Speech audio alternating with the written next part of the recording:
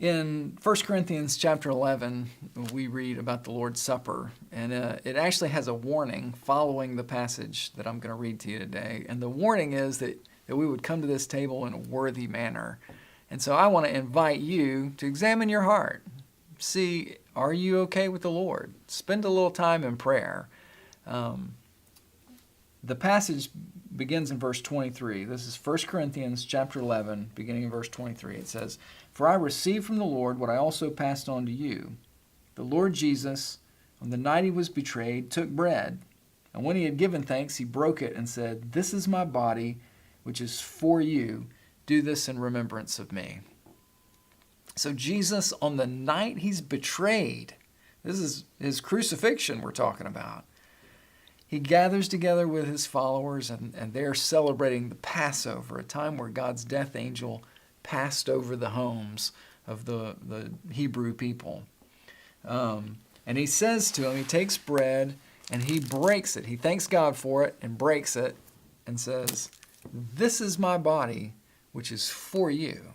Do this in remembrance of me." It was Jesus' way of saying, I'm going to the cross and I'm going to allow my body to be physically broken so that you and the people that you love can be made whole. If you are celebrating Lord's Supper and you are going to participate, then I invite you right now. Maybe somebody at your house could pray a little blessing over the bread. They could just thank God for it. And after you've done that, then go ahead and eat a bite of it. I'll just pause a minute while you bless it and do that.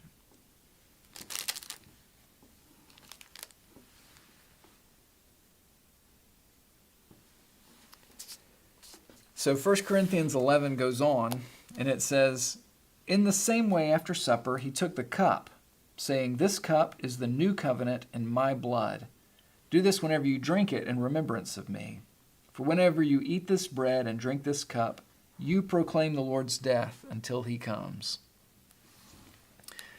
Part of the Passover celebration is cups of reconciliation, really. They're redemption. It is a way that God bought his people back out of slavery.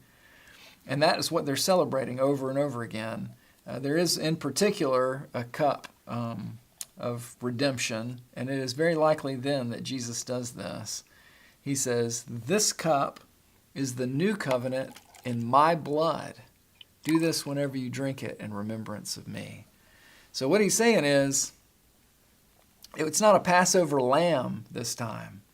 It was God coming to us and actually allowing his own blood to be poured out for us. And in doing that, he was making a new agreement. He fulfilled all of the law. He did all of the things that God asked him to do. He was pure and righteous and holy in a way that you and I are not. And he said, my blood buys you back in a way that lambs and sacrificial animals does not.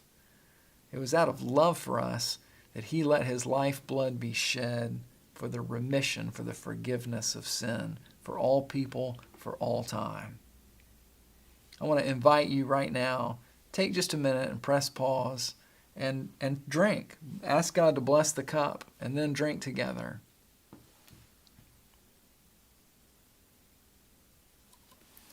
The end of this verse says, whenever you eat this bread and drink this cup, you proclaim the Lord's death until he comes. Folks, I want to tell you, he has come. He is coming again. And that is something to celebrate. Like a God who loved us so much, he would die in our place. That's an awesome thing. And I hope it makes you cheer and shout and clap and gets you excited. God bless you and God bless your family as you follow after him and proclaim his death, his burial, and his resurrection.